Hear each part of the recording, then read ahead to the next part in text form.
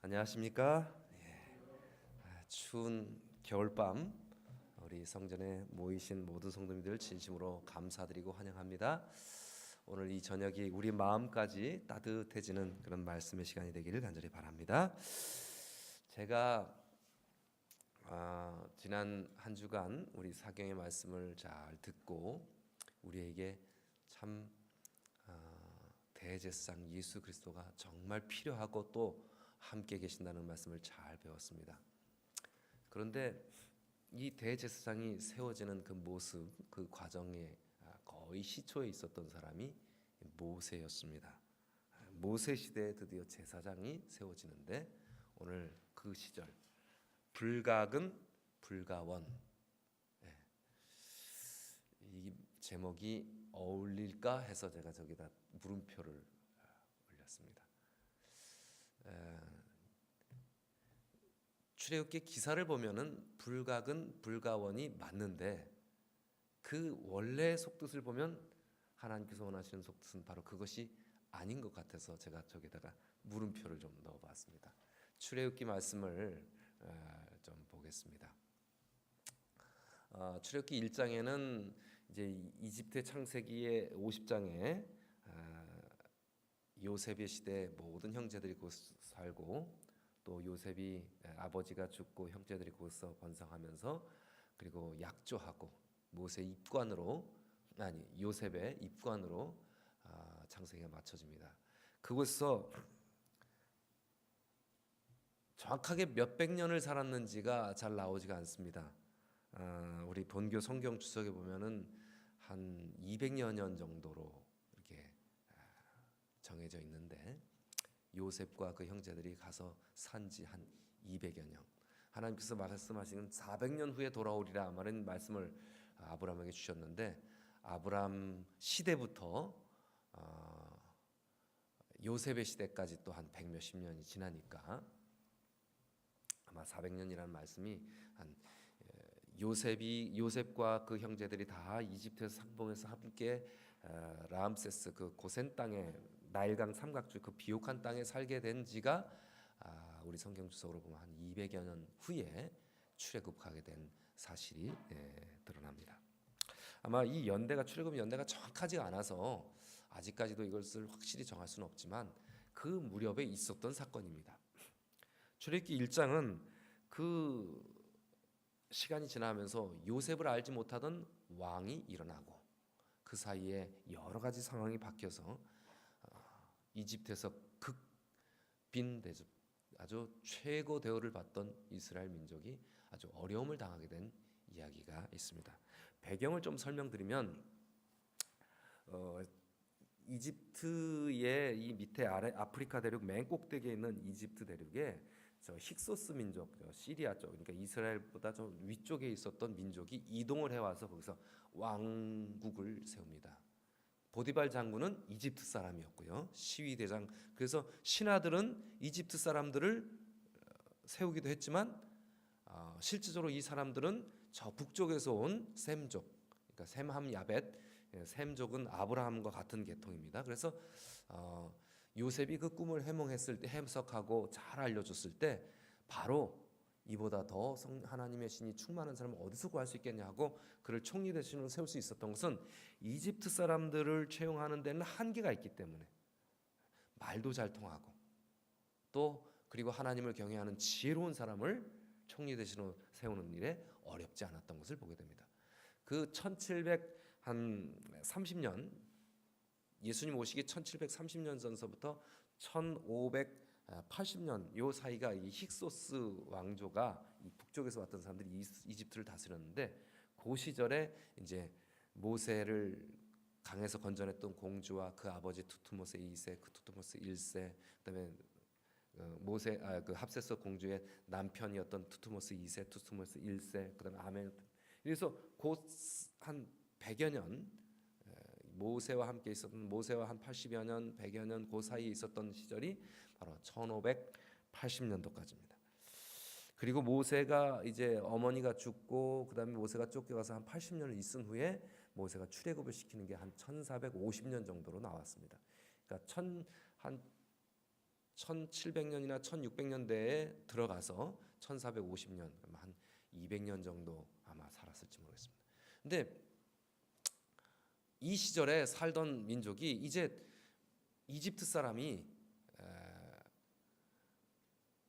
세케렌네라는 이집트 사람이 그 이제 이집트는 이제 아프리카 대륙의 맨 꼭대기에 있는데 여기서 반란을 일으켰습니다. 그래서 힉소스 왕조들을 좀 몰아냈어요.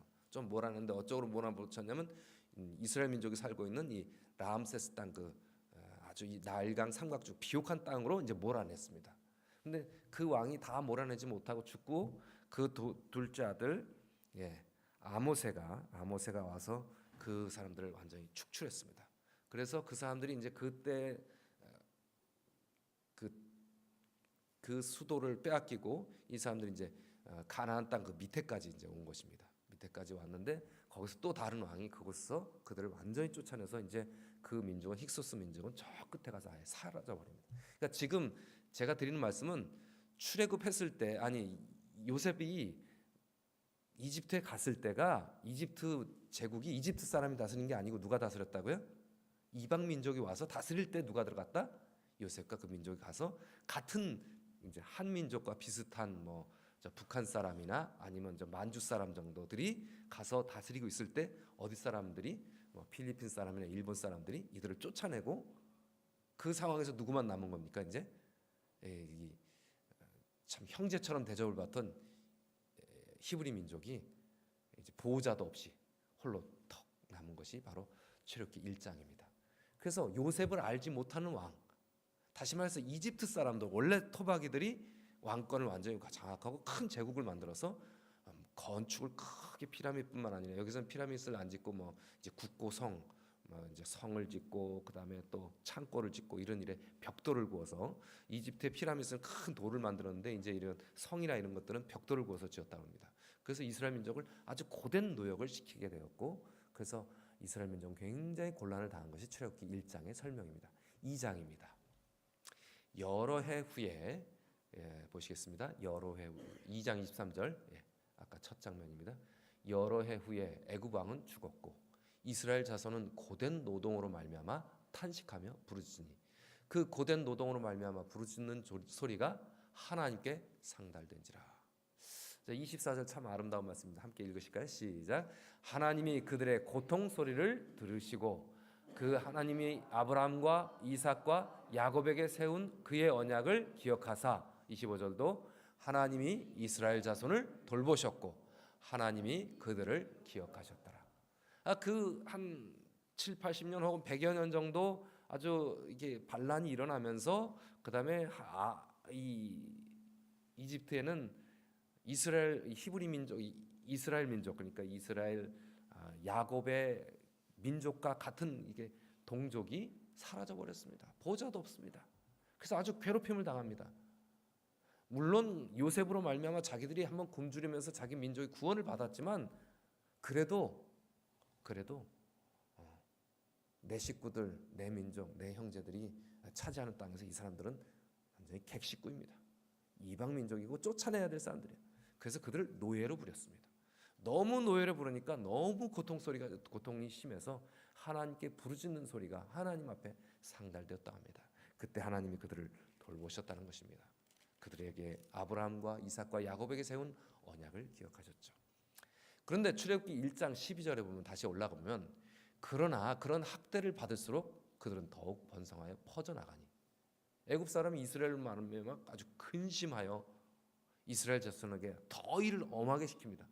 그런데 그 어려운 노동으로 그들의 생활을 괴롭게 하는데 곧 흙 이기기와 벽돌 굽기, 이거는 피라미드 짓는 게 아니고 어디요? 성을 질 때는 벽돌을 구웠다고 했죠. 그래서 벽돌을 굽게 해서 흙을 이기고 뭐 지푸라기도 앉아서 뭐 그루터기를 뽑아다가 이제 흙을 이겨서 벽돌을 굽고 그다음에 농사를 짓는데 그냥 농사를 짓는 게 아니라 이 관계수를 갖다 다 물을 대야 되니까 운하를 파고 때는 물 관계 수로를 다 환설하고 1년 내내 한두 번 농사 짓는 것도 아니고 비가 1년에 이집트 갔더니 강수량이 0이랍니다. 단 한 방울도 내리지 않는데요.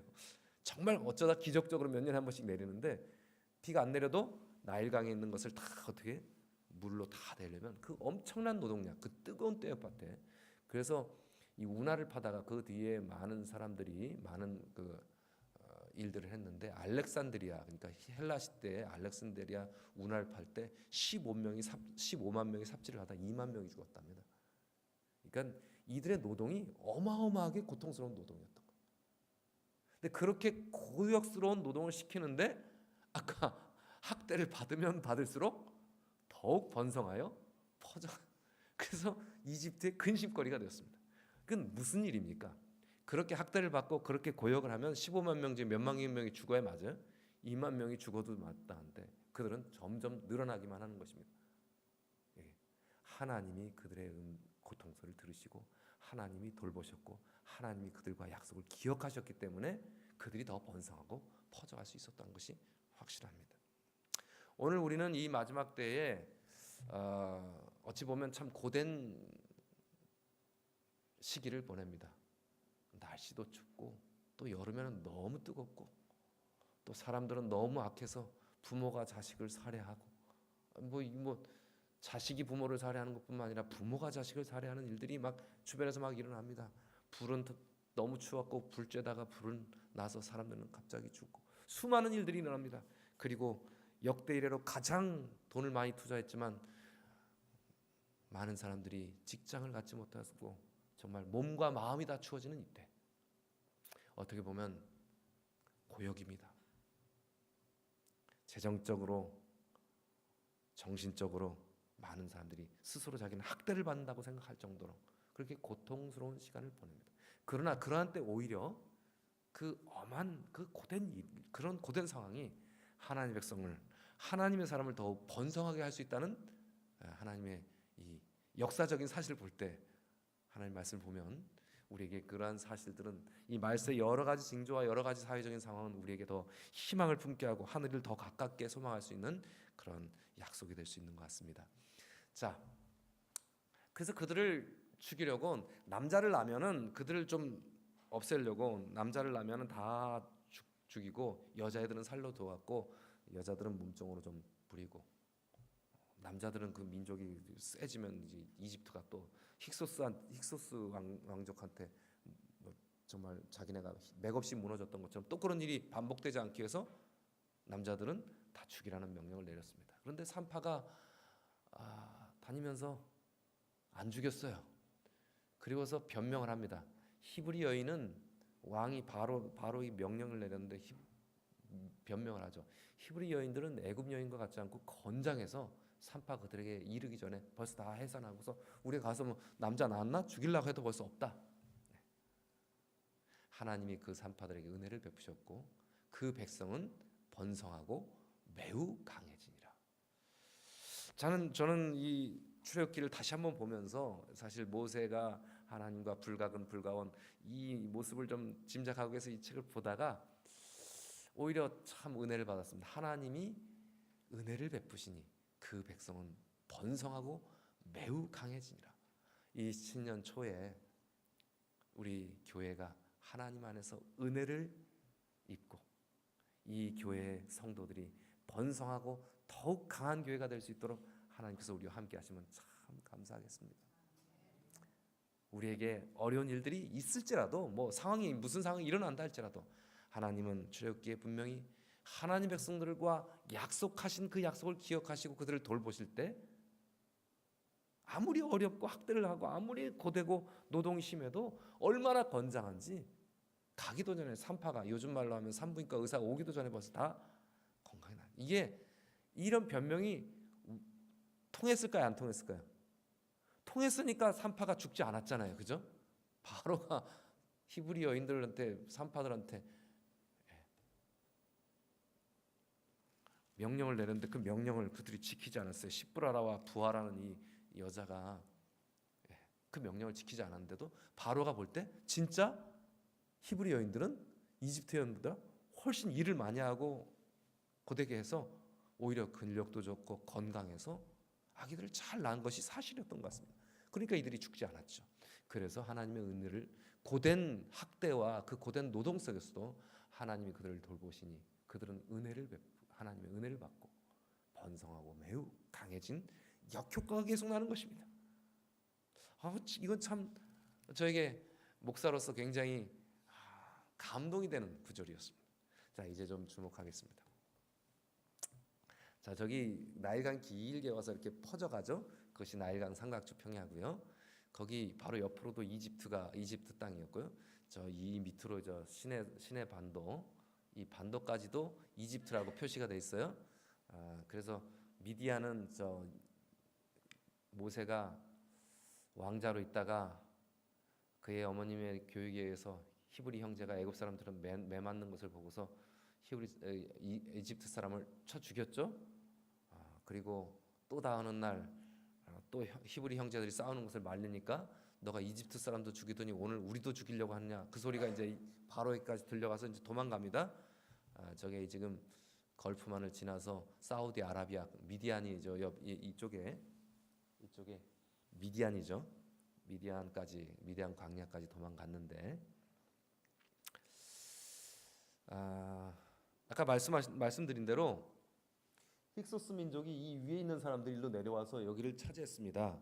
여기를 차지하고 150여 년 정도 다스리다가 그 이집트의 세크렌네라는 그 요쯤에 제후가 반란을 일으켜갖고 여기서 이만큼 이쪽으로 쫓겨갔죠. 이 전체에서 여기로 쫓겨갔다가 그 다음에 여기로 쫓겨나오고 요 남부 이스라엘 남부 쪽으로 쫓겨왔다가 여기까지 다 쳐들어와서 나중에는 저 위쪽으로 도망가는데 그 다음에 나라가 사라집니다. 그러니까 지금 이 상황에서 도망올 때 이 시내 반도까지 누가 아직 영향력을 발휘하고 있어요? 이집트가 영향력을 발휘하고 있으니까 모세가 도망가는데 어디까지 도망갑니까? 시내산까지만 도망가도 되는데 여기까지 이집트의 영향력이 있으니까 이 너머까지 사우디아라비아까지 도망가죠. 예. 사우디아라비아 미디안 광야까지 갑니다. 지금 출애굽기 2장과 3장에는 바로 그 장면을 묘사하고 있습니다. 3장입니다. 모세가 그의 장인 미디안 제사장 이드로의 양떼를 치더니 그 떼를 광야 서쪽으로 인도하여 하나님의 산 호렙산에 이르매. 예. 호렙산이 신의 산이었을 가능성도 높다고 말하는데 정확하게 모릅니다. 뭐 요즘에는 한국 사람이 가서 여기가 신의 산이었다는 발견을 했다고 그래요. 그러나 그것도 이스라엘 사람들도 정확하게 신의 산의 위치를 모른답니다. 그러니까 누가 가서 소 뒷걸음질 치는 것처럼 발견하기 그렇게 쉬운 것이 아니라는 것이에요. 뭐 여러 가지 학설이나 그런 건 타당성이 있지만 그러나 아직도 정확하게 밝힐 수는 없다고 합니다. 근데 이 호렙산에서 미디안에서 호렙산까지 이렇게 왔습니다. 여기서 왔을 때 무슨 일이 있습니까? 양떼를 가지고 이렇게 왔습니다. 서쪽으로 이제 온 거죠. 아까 아라비아에서 시내 반도까지 서쪽으로 왔습니다. 하나님의 산 호렙, 신의 산이 아니었을지라도 그 어느 쪽으로 왔습니다. 그때 여호와의 사자가 떨기나무 가운데로부터 나오는 불꽃 안에서 그에게 나타나시라.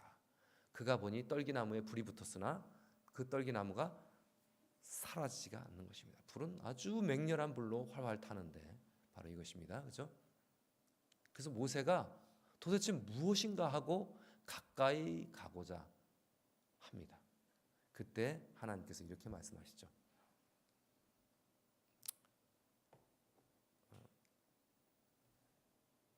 여호와께서 그가 보려고 이 떨기나무를 보려고 오는 것을 보신지라. 3장 4절입니다. 하나님이 떨기나무 가운데서 그를 불러 이르시되 모세야 모세야 하시매 그가 이르되 내가 여기 있나이다. 자, 떨기나무에 하나님이 계셨어요. 그러면 우리가 지난주에 사경회로 대제사장 예수 그리스도 벌써 다 뛰셨네요. 야, 감사합니다. 예, 대제사장 예수 그리스도께서 이 대제사장 복장을 가지고 어디로 가죠? 십계명 위에 뚜껑, 법궤 위에 뚜껑 어디죠? 요 안에 시은 좌. 여기 하나님의 영광이 쉐케나가 있습니다. 이 영광이 불빛이죠. 굉장히 강렬한 빛입니다. 그곳에 누가 계시는 거예요?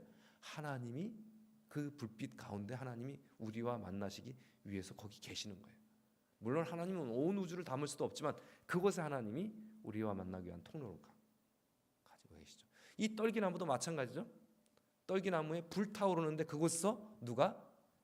여호와께서 하나님이 모세야 모세야 이 떨기나무에서 부르십니다. 마치 법궤 위에 그 불빛으로 있으신 쉐키나 하나님이 이 떨기나무에 쉐키나로 임재하셔서 모세야 모세야 부르십니다. 그리고 말씀합니다. 같이 읽습니다. 시작. 5절 시작. 하나님이 이르시되 이리로 가까이 오지 말라. 내가 선 곳은 거룩한 땅이니 내 발에서 신을 벗으라. 자, 이스라엘 민족이 이제 하나님이 그들 중에 내가 거할 성소를 그들이 시켜서 나를 위해 지으라고 하시면서 그래서 다 성소의 모든 걸 만들어 놓으시고 법궤 위에 하나님이 임재하셨어요. 그런데 거긴 누구만 들어왔습니까? 아무도 못 들어가고 누구만 들어갔죠? 1년에 한 번 대제사장 한 분만 들어갔어요. 하나님께서 모세를 통해서도 하나님께서 가까이 오지 말라. 더 이상은 가까이 오지 말라. 내가 선 곳은 거룩한 땅이니 내 발에서 뭘 벗으라? 신을 벗으라. 이 하나님과 만나기 위해서 아주 거룩히 자기를 구별해야 될 필요가 있었습니다.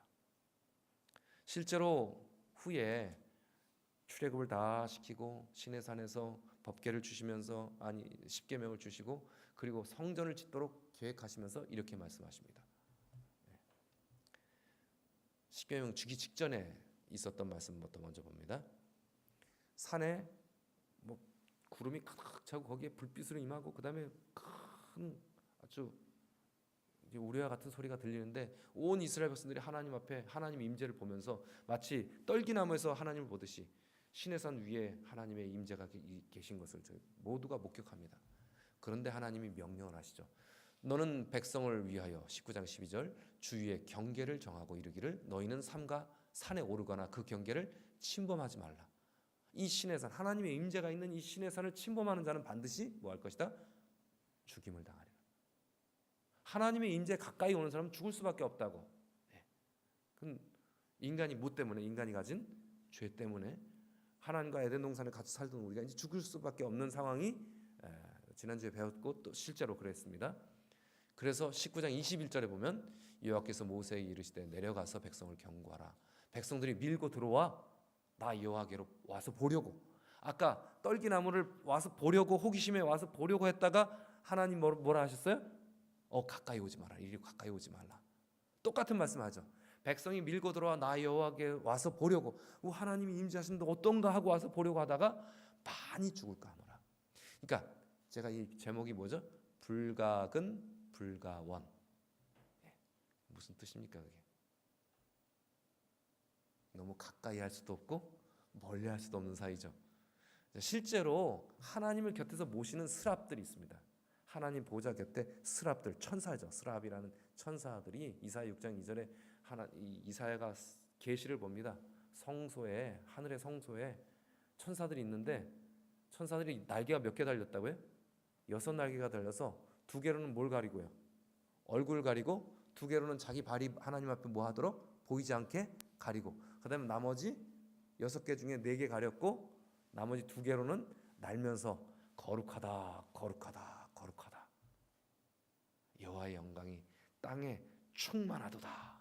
이렇게 만군의 여호와의 영광이 땅에 충만하도다. 이렇게 찬양을 하면서 날개는 2개는 이렇게 하고 2개는 여기 가리고 2개는 여기 가리고 6개의 날개 중에 2개만 날면서 그렇게 하나님의 영광에 그 거룩한 천사도 가까이 하지 못하는데 모세가 떨기나무 가든지 아니면 누가 이스라엘 백성들이 산에 하나님 임재 있는 산에 가까이 가든지 하나님을 호기심에 나와서 보려고 하다가 뭐 어떻게 될 수 있다? 죽을 수 있다. 그래서 하나님이 경고하셨습니다. 그렇다면 불각은 불가원. 하나님은 우리에게 너무 가까이 할 수도 없고 멀리 할 수도 없는 그런 분이십니까? 이 불각은 불가원은 너무 가까이에서 좋을 일이 없는 때 쓰는 말입니다. 이게 지금 이 떨기나무 그 다음에 법궤 위에 쉐키나이신 하나님 그리고 시내산에 임재하신 하나님 가까이 오지 말라 하신 그 하나님과 어울리는 제목일까요? 아니, 하나님은 가까이 하기도 멀리 하기도 너무 먼 당신 그거 아닙니다. 가까이에서 좋을 게 없는 그런 분이 아니시죠. 가까이 해야만 우리가 살 수 있는 분이십니다. 그래서 우리가 누가 필요하다 그랬죠? 우리가 하나님을 가까이 할 수 없기 때문에 우리에게 문을 활짝 열어놓으신 대제사장이 필요하다고 말했죠. 이 모세가 그런 역할을 해야 되는 것입니다. 모세가 그 일을 위해서 부르심을 받았던 장면이죠. 그래서 모세는 더 이상 가까이 하지 않고 그래서 신을 벗고 하나님 앞에 엎드려 그 얼굴을 가리웁니다. 하나님께서 나중에 이 모든 일들을 통해서 모세와 그의 백성을 이집트에서 불러내시고 하나님 모든 기적들을 보여주시고 하나님을 두려워하게 한 후에 아까 말씀하신 말씀드린 19장에서 산으로 가까이 오지 말라 하시면서 모든 법을 다 선포하시죠. 선포하시고 나서 내가 그들 중에 거할 성소를 그들이 나를 위하여 짓되 내가 너희에게 보여주는 모든 모양대로 지으라라는 명령을 출애굽기 25장에 하셨습니다. 하나님이 이스라엘 백성들이 가까이 거하시려고 하시는 것입니다. 하나님은 가까이 가도 죽고 멀리하면 또 죽는 그런 분이 아니라 하나님 우리가 가까이 해야만 합니다. 그런데 하나님과 가까이 하기 위해서는 우리에게 꼭 필요한 부분이 있습니다. 우리에게 대제사장이 필요하다는데 그 대제사장이 오늘 우리에게는 어떤 역할로 올해 당장 새로운 신년에 우리의 대제사장 예수 그리스도는 우리에게 어떤 모습으로 하나님과 우리 사이를 가깝게 연결시키실까요? 하나님이 그들과 가까이 있으면서 하나님이 이스라엘 자손을 돌보셨고 하나님이 그들을 기억하셨다고 했습니다. 출애굽기 3장 6절을 한번, 이건 참 은혜로운 말씀이니까 우리 함께 읽습니다. 시작. 또 이르시되 나는 내 조상의 하나님이니 아브라함의 하나님, 이삭의 하나님, 야곱의 하나님입니다. 모세가 하나님 배웠기를 두려워하여 얼굴을 가렸다. 이게 지금 떨기나무 앞의 장면입니다. 내 조상의 하나님인데 누구의 하나님? 아브라함의, 그 다음에 이삭의 하나님, 그 다음에 야곱의 하나님. 이 세 명 다 하나님을 보았습니까? 이삭은 하나님을 어떻게 보았는지를 잘 모르겠습니다. 그러나 아브라함은 직접 하나님을 만나고 하나님의 음성을 들었습니다. 그죠? 그리고 이삭도 그의 모든 삶 가운데서 하나님이 그를 번성케 하시는 모든 상황을 보았습니다. 자기의 결혼도 하나님께서 극적으로 인도하시는 것을 보았습니다. 가는 데마다 우물을 다투지 않고 딴 데 가서 우물을 팔 때마다 우물을 나게 하시는 모습을 보면서 하나님의 임재를 그는 충분히 경험했습니다. 야곱은요? 야곱은 그의 모든 삶 가운데서 그가 잘못했을지라도 하나님 꿈속에서 나타나셨고 20년 동안 그와 함께 하셨고 마지막 야복강을 건너기 전에 하나님은 천사를 통해서 그와 함께 하셨습니다. 이 세 사람은 아브라함의 하나님, 이삭의 하나님, 야곱의 하나님은 하나님을 가까이 만난 사람들입니까? 아니면 불가원한 사람들입니까? 가까이 만난 사람들입니다. 그렇죠? 직접 만난 사람들입니다. 모든 삶 가운데서 하나님이 함께 계심을 매일의 삶 가운데 경험하고 아버지 때로부터 할아버지 때로부터 그리고 야곱은 그 아들에게 삶에 일어난 일까지 보면서 이 세 명은 하나님이 가까이 계셨던 사람이라는 그들의 조상들, 그들의 민족과 항상 가까이 계셨음을 상징하는 그런 용어입니다. 그렇죠? 그래서 예수님이 이 땅에 오셔서 말하죠. 나는 아브라함의 하나님, 이삭의 하나님, 야곱의 하나님이라 하는 것을 너희가 듣지 못했느냐. 그것은 항상 우리의 모든 삶 가운데 역사하고 일하고 계시고 돌보고 계셨던 하나님을 말씀하는 거죠. 아까 말씀은 22장 25절처럼 하나님이 이스라엘 자손을 뭐 하셨고 돌보셨고 하나님이 그들을 뭐 하셨고 기억하셨다. 지금 사실 창세기 50장서부터 출애굽기 1장까지 하나님이 한 150년, 200년 혹은 250년 동안 무슨 일을 했는지 아무것도 안 보이지만 그러나 하나님이 그들을 돌보셨고 그들을 기억하셨다는 것을 분명합니다. 그래서 아무리 학대하고 괴롭히고 고된 노동을 시켜도 너무 건장해서 그 민족이 번성하고 퍼져나갔습니다. 그래서 근심이 되었습니다. 그런 모든 과정에 누가 있었어요? 아브라함에게 매 순간 함께 하셨던 하나님, 이삭의 모든 상황에 이삭을 뒷받침해 주셨던 하나님, 야곱을 굽이굽이 어려운 길 가게 하지만 그러나 결국은 하나님이 원하시는 일을 끝까지 인도하시는 하나님, 그리고 이스라엘을 먼저 요셉을 보내셔서 이스라엘 구원하신 하나님, 그리고 그 이후로 몇백 년 동안 보이지 않는 것처럼 보이지만 번성할 때 보이지 않는 것처럼 보이지만 그러나 그들이 고생될 때 하나님 나타나셔서 그들을 도우셨던 하나님. 자, 제가 여기 주목할 만한 것이 있었습니다.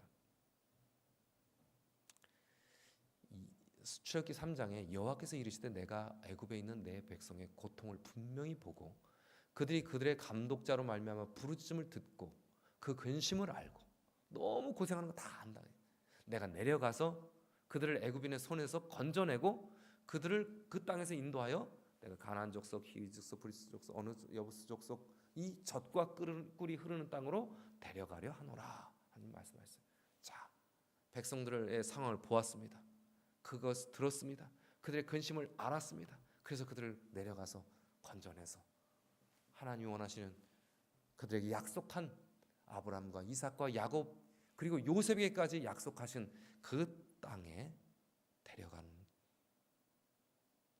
한다고 말씀하셨어요. 자, 여기가 제가 주목하고 싶습니다. 자, 그러니 너는 이스라엘 장로들을 모으고 그들에게 가서 여호와 너희 조상의 하나님 곧 아브라함과 이삭의 하나님 야곱의 하나님 이 삶 속에 이스라엘 민족의 모든 삶 속에 역사하시고 함께 하셨던 하나님이 내게 나타나 이르시되 내가 너희를 돌보아 너희가 애굽에서 당한 일을 확실히 보았노라. 너희 얼마나 고생하는지 내가 안다. 내가 말하였거니와 내가 너희를 애굽의 고난 중에서 인도하여 내어 젖과 꿀이 흐르는 땅 곧 가나안 족속 헷 족속 아모리 브리스 히위 여부스 족속의 땅으로 올라가게 하리라 하셨다 하면 3장 18절 주목하시죠. 그러면 어떻게 된다? 그들이 너의 말을 들을 것이다. 자, 이스라엘 백성들이 모세의 말을 잘 들었습니까? 안 들었습니까? 40년 동안 잘 들었습니까? 안 들었습니까? 그런데 모세를 잘 알지도 못하는데 모세가 처음에 와서 딱 말하자마자 하나님께서 약속하셨어요. 너가 가면 나 입이 둔해서 못 가겠습니다만 난 자신 없습니다. 나같이 작은 종이 어떻게 그 일을 합니까? 바로가 내보내주겠습니까? 아니다.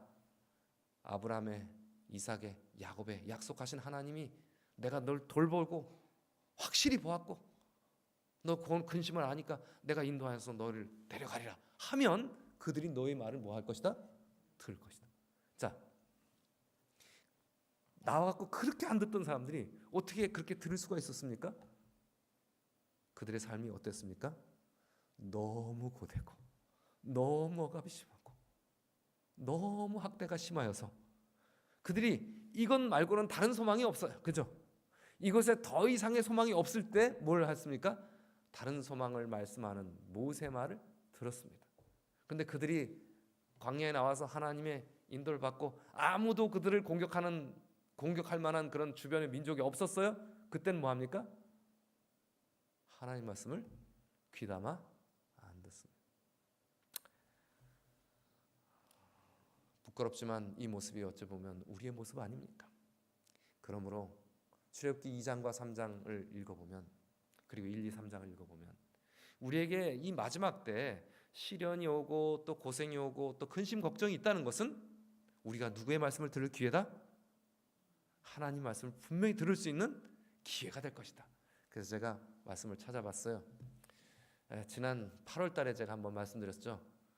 그 뜨거운 6월 달에 그 뜨거운 더위가 뭐였다고요? 저 제트 기류가 뭐 이렇게 블로킹이 생겨갖고 꽉 막혔고 저렇게 됐다. 근데 겨울에 한 6개월 지나고 나서 이 겨울에 또 우리가 어떻게 만났습니까? 똑같은 현상으로 또 이 지독한 추위를 모스크바나 알래스카보다 더 추운 남극보다 더 추운 서울이 철원이 모스크바보다 남극보다 더 추운 날을 우리가 경험합니다. 말세입니다. 저희는 저희 집만 수도가 오른 줄 알았더니요. 어제 장례식을 가고 목사님들이 다 오는데 합회장님 댁에서 전화가 왔어요. 온수가 아직도 안 녹았다고. 아침에 오른 것이. 아파트 단열이 잘 된 아파트랍니다. 그런데도 얼었어요. 근데 말씀하시는데 자기 집만 오는 것이 아니라 그 아파트 라인에 수많은 사람들이 얼어가지고 다 너도 나도 와서 사람들을 불러달라고 하니까 서울 시내에 너무 많은 사람들이 해빙하러 다닐 수가 없어. 다 알아서 제각각 녹이라고 했답니다. 이런 허름한 집이 이런 허름한 단독주택이 아닌 단열이 잘 된 곳도 그 맹추위를 견딜 만한 준비가 안 돼 있는 것이. 우리 성도님들의 집은 안녕하십니까? 정말 너무 춥습니다. 너무 지독합니다. 우리에게 벌어지는 상황들이 너무 황당한 일들이 많습니다. 그들이 너의 말을 들을 때가 올 것이다. 그럴 때가 됐다는 얘기입니다. 로마서 13장 11절을 다 같이 한번 큰 소리로 읽습니다. 시작. 또한 너희가 이 시기를 알거니와 자다가 깰 때가 벌써 되었으니 이는 이제 우리의 구원이 처음 믿을 때보다 가까웠습니다. 오늘 우리 성도님들의 주변에 일어나는 모든 상황은 자다가 깰 때가 되었음을 말합니다. 우리의 구원이 우리의 처음 믿을 때보다 훨씬 가까워진 것입니다. 우리에게 일어나는 기후뿐만 아니라 우리 주변에 일어나는 정말 깜짝 놀랄 만한 그런 사회적인 현상들, 그리고 경제적으로도 우리를 참 살기 좋아졌지만 그러나 우리를 근심하게 할 만한 많은 일들, 그런 일들이 자다가 깰 때가 되었음을 우리에게 알려주는 것입니다. 이것이 예수님이 부활을 말씀하시는 것이지만 사실 요한복음 5장을 자세히 읽어보면 이 말씀은 부활의 때에 주님의 음성을 듣는 것을 의미하지만 않습니다. 왜냐하면 베데스다 연못에 그 병든 자를 안식일에 고쳐가게 하니까 사람들이 예수님을 안 믿으려고 그래요. 그죠? 안식일을 안 지킨다고. 그때 예수님이 너희가 내 말을 듣지 않는다. 그럼 내 음성을 들을 때가 올 것이다. 그러면서 예수님이 이 말씀을 설명하는 것입니다. 진실로 진실로 너희에게 이르노니 죽은 자들이 하나님의 아들의 음성을 들을 때가 오나니 곧 이때라. 듣는 자는 살아나리라. 이 재림 때 부활 때 이 음성을 들을 것이라고 말씀하셨지만 실제적으로 요한복음 5장에서 베데스다 연못에 있는 사람들, 예수님을 안 믿는 사람들이 말합니다. 죽은 자들, 영적으로 죽은 자들이 이 아들의 음성을 들을 때가 올 것이다. 지금이다. 하나님 보내신 이 아들 나의 음성을 너희가 들으면 듣는 자는 뭐 할 것이다? 듣는 자는 살아나리라. 자, 이것을 제가 불가근 불가원하고 생각을 하면서 오늘 결론을 좀 지어보겠습니다. 다시 복습으로 나갑니다. 하나님을 너무 멀리도 너무 가까이 하들 수도 없는 분이 아니고 하나님 무조건 어떻게 해야 돼요? 우리가 생명이신 하나님과 가까이 해야 됩니다. 그런데 가까이 가면 어떻게 돼요? 죄인인 우리는 죽습니다. 그래서 우리에겐 영원한 대제사장이 필요하겠어요. 근데 오늘 우리에게 영원한 대제사장은 어떤 모습으로 우리에게 드러나는 것입니까? 자다가 깰 때가 되었으니 우리의 구원이 처음보다 가깝다. 죽은 자들이, 잠자는 자들이 하나님의 음성을 들을 때가 올 것이다. 곧 지금이다. 우리가 하나님의 음성을 들으면 살아나리라. 하나님과 가까이 하지 못하는 우리가 하나님과 가까이 나가야 살아나는데 그 하나님과 가까이 나가는 방법은 무엇입니까? 주님의 살아계신 하나님의 아들 예수 그리스도의 음성을 듣는 것입니다. 5장 37절 또한 나를 보내신 아버지께서 친히 나를 위하여 증거하셨느니라. 너희는 아무 때에도 그 음성을 듣지 못하였고 그 형령을 보지 못하였다. 너희가 이제까지 하나님을 계속 믿고 왔지만 하나님의 음성을 여태까지 잘 못 들었다. 그리고 그 모습을 못 보았다. 그 말씀이 너희 속에 거하지 아니하니 너희 속에 그 말씀이 없었다. 왜냐하면 예수 그리스도를 향한 믿음이 없었습니다. 이는 그의 보내신 자 나를 너희가 믿지 아니함이라. 그 다음에 다음 절이 뭐니까 모든 성경은 너희가 성경에서 영생을 얻는 줄 알고 성경을 상고하거니와 이 모든 성경은 누구에 대해 증거한 것이라? 곧 내게 대하여 증거한 것이라. 너희가 말씀을 들어야 되는데 말씀을 너희가 듣지 못했고 말씀이 너희 속에 있지 않았고 그 말씀에서 들려주는 하나님의 아들의 음성을 너희가 못 들었기 때문에 너희가 지금 죽어있고 너희가 자고 있다. 그러나 이스라엘 민족이 수백 년 동안 번성할 때는 하나님의 음성을 안 듣고 살다가 그들이 정말 어렵고 힘들 때 하나님의 음성이 들려오자마자 어떻게 했습니까? 귀를 쫑긋 세우고 마음을 활짝 열고 그들이 하나님의 음성을 들었습니다. 그때 하나님 그들을 돌보셨고 그들은 구원을 받았죠. 오늘 이 신년 초에 하나님과 불가근 불고한이 아니라 그냥 필수 불가결하게 우리는 하나님과 가까이 해야만 합니다. 그러기 위해서 우리의 대제사장이신 예수님의 말씀을 들으면 우리는 살아납니다. 올해 우리 성도님들은 어떤 한 해를 보내시길 원하십니까? 그냥 우리에게 대제사장 예수님이 있으니까 그 뒤 쫄래쫄래 쫓아가면 된다. 어떻게 쫓아가죠? 선한 목자의 음성을 듣고 쫓아갑니다. 왜냐하면 가다 보면 금세 벌써 우리 눈앞에 안 보이고 자꾸 다른 상황에 빠집니다. 길을 잃어버립니다. 그때마다 우리에게 목자의 음성이 들려질 때 그 음성을 들으면 듣는 자는 살아날 것입니다. 올 한 해 모든 성경은 곧 내게 대하여 증거한 것이라고 하신 주님. 그 성경에 담긴 말씀을 통하여 우리와 함께 하시고 우리 앞에 서셔서 우리가 하나님 보좌에 앉게 해주실 하나님, 그분 안에 우리가 거하기 위해서 어떻게 해야 되겠습니까? 같이 한번 읽습니다. 15장 요한복음 15장 6절 시작. 사람이 내 안에 거하지 않으면 가지처럼 밖에 버려 말라지나니 사람들이 이것들을 모아다가 불에 던져 사느니라. 하나님 안에 거하지 않으면 태워집니다. 17절 시작. 너희가 내 안에 거하고 내 말이 너희 안에 거하면 무엇이든지 원하는 대로 구하라. 그리하면 이루리라. 올 한 해 우리가 주님 안에서 강하고 번성하여지는 그런 건강한 교회가 되길 원하면 우리는 우리의 대제사장 예수님과 함께 하나님과 더 가까워져야 되는데 그분의 말씀이 우리 안에 거하고 그 말씀을 그 우리의 상황에 처한 상황 때문에 우리의 소망을 하늘에 두는 마음으로 마음을 활짝 열고 그 말을 들으면 듣는 자는 어떻게 되리라? 살아나리라. 이 아름다운 약속이 오늘 우리 성도님들의 우리의 새로운 결심으로 하나님의 음성으로 순종할 만한 말씀으로 들려지기를 간절히 소망합니다. 하나님의 음성을 듣시고 순종하심으로 볼지어다 내가 너희와 항상 함께 있으리라는 그 하나님과 함께 올 한 해 동행하시면서 하나님 우리의 가정을 우리의 교회를 강하게 하고 번성하게 하고 이 세상 모든 사람들에게 정말 사랑받게 하는 그런 교회 되길 바라며 말씀을 드리겠습니다.